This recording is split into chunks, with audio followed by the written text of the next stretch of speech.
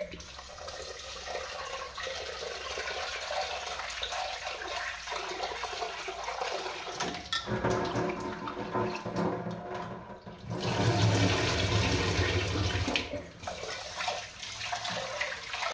যে দেখো ভাত বসিয়ে দিয়েছি, একটু বেশি করেই চাল নিয়েছি যাতে রাতে জল ঢালা ভাত খাবার। এদিকে করব সয়াবিন।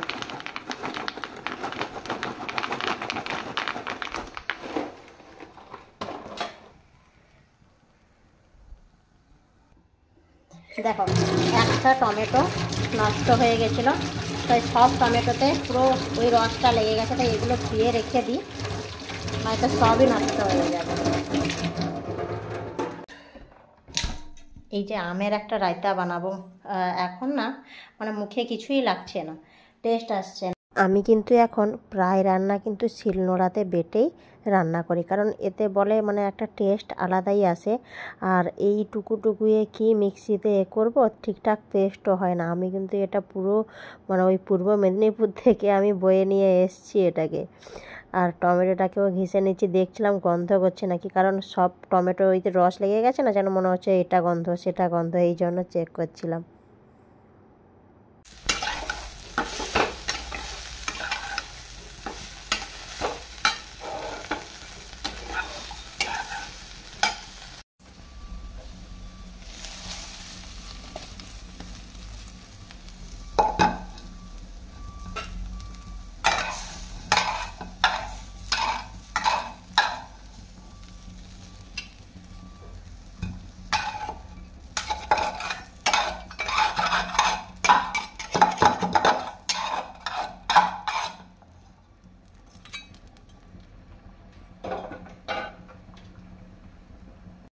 সয়াবিনগুলো প্রথম ভেজে নিয়েছি, তারপর ওই কড়াইতে একটু তেল দিয়ে ওতে ফোড়ন দিয়ে আলু দিয়ে আলুটা ভাজতে থাকবো। একটু লাল লাল হয়ে গেলে ওই যে আদা জিরে আর টমেটো পেস্ট বানিয়েছিলাম ওইটা, ওর সঙ্গে লঙ্কা গুঁড়ো হলুদ গুঁড়ো দিয়ে আমি ওটাকে মানে কষতে থাকবো।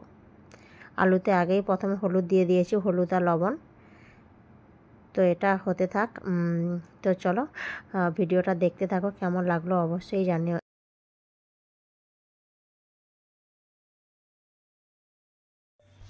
কার এটা?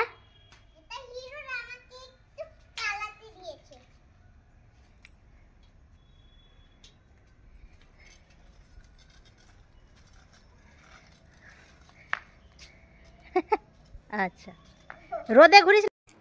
চলো, এতক্ষণ ভিডিওর কোনো এন্ট্রি দেওয়া হয়নি। তো সবাই কেমন আছো? আমরা তো ভালো আছি। সুমনা ডট অনুষ্কাতে সবাইকে ওয়েলকাম। গরমে সবাই কেমন আছো জানিও। হ্যাঁ, পশ্চিমবঙ্গে কিন্তু বৃষ্টি হয়েছে, কালবৈশাখী হচ্ছে, যেটা দেখছি শুনছি। তো সবাই গরম থেকে একটু রেহাই তো পেয়েছে, কিন্তু আমার এখানে কিচ্ছু নেই গো, কিচ্ছু নেই। মানে 43, 44, 47 ডিগ্রি হলেও এখানে বৃষ্টিকাল ছাড়া, মানে ওই বৃষ্টির সময় 2 মাস অতটাও হয় না, আর একদম বৃষ্টি হবে না, মানে ওটা হওয়া তো ভাগ্যের ব্যাপার। কোনো দিন হয় না, কারণ কালবৈশাখীটা আমাদের যদিও পশ্চিমবঙ্গেরই হয়, এদিকে তো হয় না। এত গরমে একটু বৃষ্টিও নামে না। মানে আমি তো ওই যে ফোনে টোনে দেখছি না ভিডিওগুলো, সবাই দেখাচ্ছে বৃষ্টি হচ্ছে, আরে আমার যে কী লাগছে, মানে মনে হচ্ছে এক্ষুনি যাই সেখানে গিয়ে বৃষ্টি দেখি। এই গরমের পরে না বৃষ্টি দেখলে একটু চোখের শান্তি। আর কি বলতো, ওই যে কালবৈশাখী আসার আগের মুহূর্তে যে টাইমটা, মানে ঝড় উঠছে হচ্ছে পুরো অন্ধকার, ওই বৃষ্টি আসার আগের মুহূর্তের এটা দেখতে দারুণ লাগে। তো যাই হোক, এখন দেখো 2 দিন শরীর ঠিক মতন ভালো ছিল না, শুধু রান্নাটাই করেছি, কারণ খেতে তো হবে, পেট তো আর মানবে না। আর তেমন কিছুই করা হয়নি, তাই পুরো মানে বলে না, বাড়ির মেয়ে বউ যদি একটু মানে কি বলে অসুস্থ হয়ে পড়ে বা একটু সংসারের হাল না ধরে, সংসার পুরো ওলটপালট হয়ে যায়। তো সেই রকম পুরো চারিদিকে মানে এদিক সেদিক কোনো নেই। তাই আমি ভাবছি না, এটাকে আগে একটু শরীরটা ঠিক আছে ওষুধ খেতে, এখনও পুরোপুরি সুস্থ হইনি, তো মোটামুটি ঠিক আছি। তো তাই ভাবলাম আগে এগুলো গুছিয়ে নিই, নয়তো আর ভাল লাগছে না, নিজেকেই দেখতে ভাল লাগছে না। তো সোফার উপরের কভারগুলো অনেক দিন হয়েছে ধোয়া হয়নি, তো ভাবছি বাড়ি থেকে এলেই ধোবো, এখন আর হবে না, আর কটা দিনই বাকি আছে। তো তার আগে এটাকে ভালো করে ঝেড়ে পাতিয়ে দিই।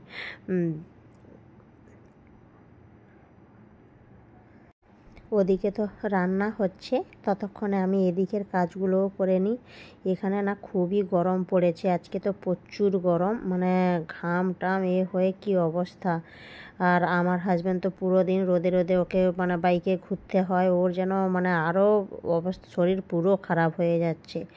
এত রোদ, কিন্তু মানে কিছু করারও নেই, রোদে তো মানে ঘুরতেই হবে, যেটা যার কাজ আর কি। কি সমস্যা জানো তো, একটু বৃষ্টিও হয় না, কিছু না, তাই বাড়ি কবে যাব ভাবছি। সবাই বলছে বৃষ্টি হয়ে যাচ্ছে, আমি তাই ভাবছি বাড়ি গিয়ে আমরা যখন যাব বৃষ্টি হবে তো।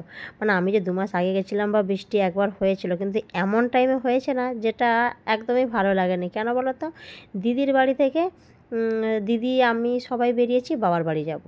এবার টোটো চলে এসছে, এরকম মানে বেরিয়ে পড়েছি, জাস্ট বাইরে পা রাখবো বৃষ্টি চালু। তো তখন দিদি তো গিয়ে শাড়ি টাড়ি চেঞ্জ করে নিল, তার ছেলে মেয়ে, আমার মেয়ে, সবাই মানে যাবে বলে একটু কান্নাকাটি। তারপরে বাবারা ওখানে বসে আছে, আরে কখন আসবি কখন আসবি এই সব নিয়ে না কোথাও বেরিয়ে পড়লে, তখন যদি সেই মুহূর্তে বৃষ্টি আসে, কোনো বৃষ্টির এনজয় তো হয়ই না। উপরন্তু রাগ ধরে কখন বৃষ্টি কমবে। সত্যি সেদিন বৃষ্টি কমতে কমতে রাত 7:30 8টা বেজেছিল। তারপরে টোটোওয়ালাও ঝড় বৃষ্টি বিদ্যুৎ সব কিছুই একসাথে, টোটো যেতে চাইছিল না। তারপর তাকে অনেক করে বলতে উনি তারপরে গেছেন। তো সেই জন্য বৃষ্টি দেখেছি, কিন্তু মানে ওই অনুভবটা করতে পারিনি যে বৃষ্টি একটা হচ্ছে ভালো লাগছে, সেরকম সত্যি সেদিন ভালো লাগেনি। কারণ ওই বেরিয়ে পড়েছে ওই মুহূর্তে, বৃষ্টি কি আর কারোর ভালো লাগে? তো চলো ভিডিওটা দেখতে থাকো। দেখো সোফার এই কভারগুলো তো হামেশাই রোজই নেমে আসে, পুরো এদিক সেদিক হয়ে যায়। তো এটার মেন দায়িত্ব ছিল কিন্তু আমার বরের উপরে, ওই করতো। কিন্তু এখন দেখো ও সেটাও করা ছেড়ে দিয়েছে, মানে কেউ কোনো হেল্পেই একটু আশা নেই জানো তো। এইটুকু আর কেউ করে দেয় না। তুমি করছো তো করো, নয়তো সেরকম পড়ে আছে, 2 দিন পরে বলবে এত বাড়িতে থাকো এইটুকু করতে পারো না। মানে আমাদের শুধু শুধু এইটুকু এইটুকু বলে বলে যে কত কাজ করতে হয় তার কোনো ঠিক নেই, কোনো কাজের হিসাব থাকে না। টেবিলের উপর দেখো কত কি সব ভর্তি, সেগুলো এখন পরিষ্কার করে নিই।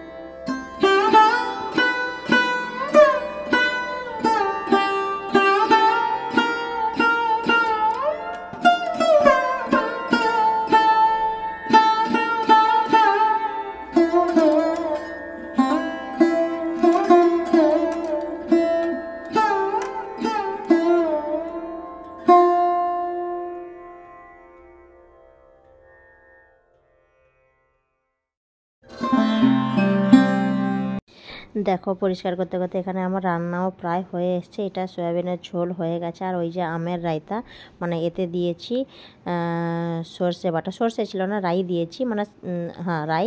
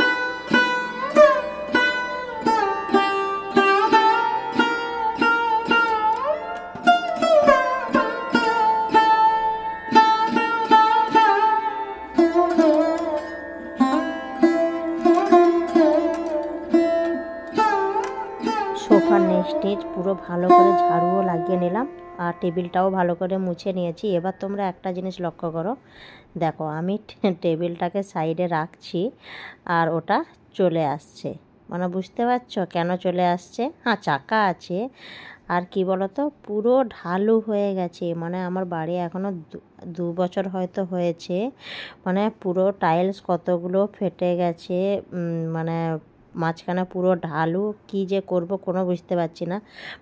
তো বিল্ডারকে জানানো হয়েছে, কারণ এখনও তো সোসাইটি হ্যান্ডওভার হয়নি। তো জানানো হয়েছে, উনি বলেছেন যে আসবেন, কিন্তু কবে কখন ওটা কিছুই জানি না। তো পুরো মানে এত খারাপ সিচুয়েশান হয়েছে। ওই যে সাইকেলের কাছে ওইখানে না পুরো দেবে গেছে, ফেটে গেছে, আর রুমে ঢোকার মুহূর্তে এরকম হয়ে গেছে। তো যদি 2 বছরের বাড়ি এরকম হালত হয়, তাহলে পরে আরও কি হবে জানি না। মানে কি বাজে কাজ হয়েছে বাড়ির, কিছু আর বলার নেই। কিন্তু আমরাও কি করে জানবো যে এরকমভাবে ওনারা করবেন। যাই হোক, এখন কিছু করার নেই। এরকমই মানে খারাপ সময় চলছে বলতে পারো, বা যাই বলতে পারো, এরকমই হচ্ছে আমাদের সঙ্গে এখন। মানে কার ছাদ থেকে জল পড়ছে, কারে হচ্ছে। আমরা তো ছাদটা যা হোক মজবুত করেছি, কারণ আমার শ্বশুরমশাই এসেছিলেন, তো উনি তো ওই রাজমিস্ত্রির তো তাই ভালো করে ছাদটা মজবুত হয়েছে। কিন্তু এগুলো যে এত সব পুরো ডাউন হয়ে গেছে, পুরো ডাউন, সব বসে গেছে পুরো একেবারে। তো এটার কি সলিউশন জানি না আমি। তো চলো, ঝাড়ু দেওয়া হয়ে গেছে, এবার আমি মুছেও নিই তাড়াতাড়ি। আর শক্তিতে কুলোচ্ছে না, পুরো একটানা সব কিছু করা একটু চাপের, আর এই গরমে না আর বলো না। তো চলো কথা মুছে নিই, আবার পরে আসছি।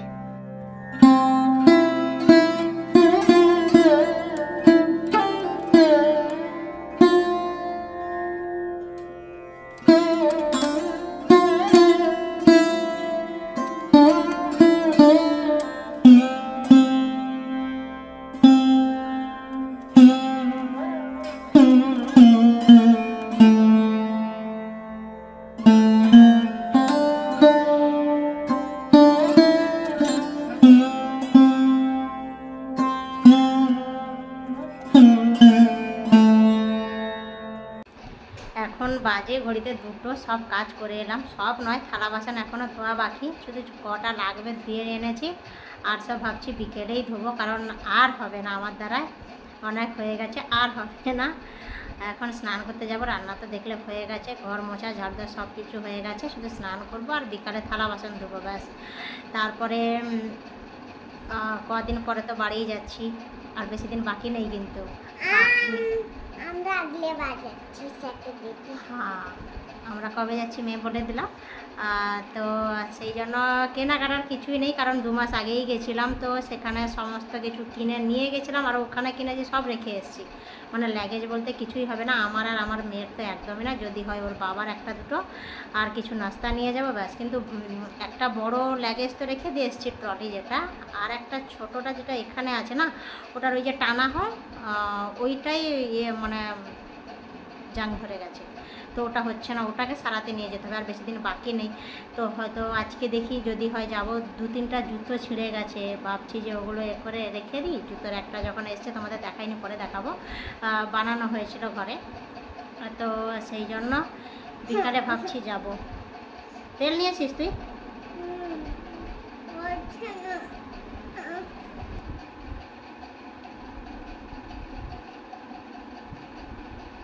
এদিকে সারাদিন খেলে এলো সকাল থেকে উঠে।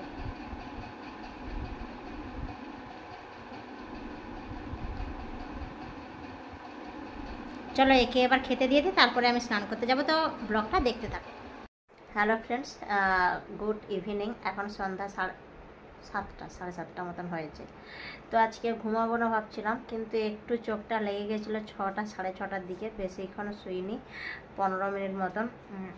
আর দোকান যে যাবো ভাবছিলাম, কিন্তু আর যেতে ইচ্ছে হলো না।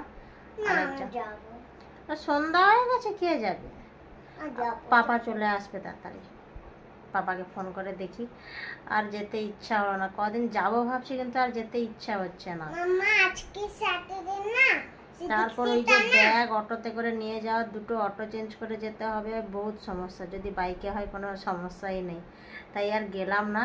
এখন থালা বাসন ধুতে হবে আর জামা কাপড় ধুতে হবে, অনেক পড়ে আছে, তো ওগুলো ধুয়ে নেবো। তো চলো ব্লগটা দেখতে থাকো। বল এখন কটা বাজে বলো তো? এখন 9টা বাজতে 10 মিনিট বাকি, 9 মিনিট বাকি। তো এখন বেরিয়েছি, কোথায় যাব? দোকান। হ্যাঁ, আমি এরকমও মাঝে মাঝে যাই যখন কেউ থাকে না আর দোকানে অনেকক্ষণ কাজ চলে, তো একা একা বোরিং লাগে, সারাদিন তো একাই। তো তখন গিয়ে সব কাজ বাজ সেরে গিয়ে দোকানে ওদের সঙ্গে বসি, আর তারপর আবার হাজব্যান্ডের সঙ্গে চলে আসি। তো রাত 11টা 12টা যখন হয় এরকমই যাই। তো আজকেও দুপুরে যে ভাত তরকারি আছে হয়ে যাবে, আর রান্না করতে হবে না। থালা বাসন ধুয়ে ফেলেছি, জামা কাপড় ভাবছি কাল সকালেই ধুয়ে দেবো, আজকে আর হবে না। তো একটু যাই, শরীরটাও ভালো লাগছিল না, আর পুরো দিন একা একা না একদম মানে টাইম কাটতে চায় না, আরও বোরিং লাগে। তো একটু ঘুরে এলে মাইন্ডও ফ্রেশ হবে। ওখানে অঞ্জলিও একা আছে, কারণ টুসি বাড়ি চলে গেছে, ও একা আছে। সে বলছে তার বৌদি আসে, তাহলে আমিও যাবো। আমি বলছি ঠিক আছে আসো, দুজন মিলে তাহলে গল্প করব, আর এরা তো কাজ করবে। আর আমার হাজব্যান্ড এই সাইডেই মানে এই দিকেই গেছে, সাইডে গেছে। তো ও এই রাস্তা দিয়েই যাবে দোকানে। তো আমি বললাম তাহলে তুমি আমাকে নিয়ে চলো। বলছে আমি তো বা বেশিক্ষণ থাকবো না দোকানে। আমি বলছি ঠিক আছে, যতক্ষণ থাকো নিয়ে চলো, যেহেতু যাবো একটা করেছি, নিয়ে চলো, তারপর একসঙ্গে চলে আসবো। তো সেই জন্য রেডি হয়ে বসছি, ওর ফোন এলেই বেরিয়ে যাব। তো চলো ভিডিওটা দেখতে থাকো। ও একবারও বলেনি যে না না যাবো না, শরীরটা ভালো লাগছে না, আমাকে বললো বেরিয়ে থাকতে। আমি বেরিয়ে থাকলাম, এসে বলছে আমার প্রচুর শরীর অসুস্থ, যাবো না, ও শুয়ে পড়েছে। তাই আর কি করব, আমারও আর যাওয়া হলো না। তো চলো ভিডিওটা আজকে এখানের মতোই শেষ করছি। দেখা হচ্ছে নেক্সট কোনো ভিডিওতে। সবাই সুস্থ থেকো।